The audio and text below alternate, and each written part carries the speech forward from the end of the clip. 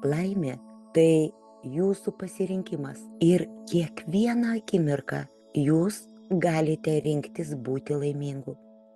Net jei šiuo metu kažkas iš jūsų išgyvena sunkų laikotarpį, net jei kažkas jaučiasi nusivylę, bejėgiai kažką savo gyvenime pakeisti, nes galvoja, kad jų kančiai ar problemoms nėra galo, vis tiek sakau, jūs turite pasirinkimą. Nes pati geriausia naujiena jums, kad laimė nepriklauso nuo problemų skaičiaus.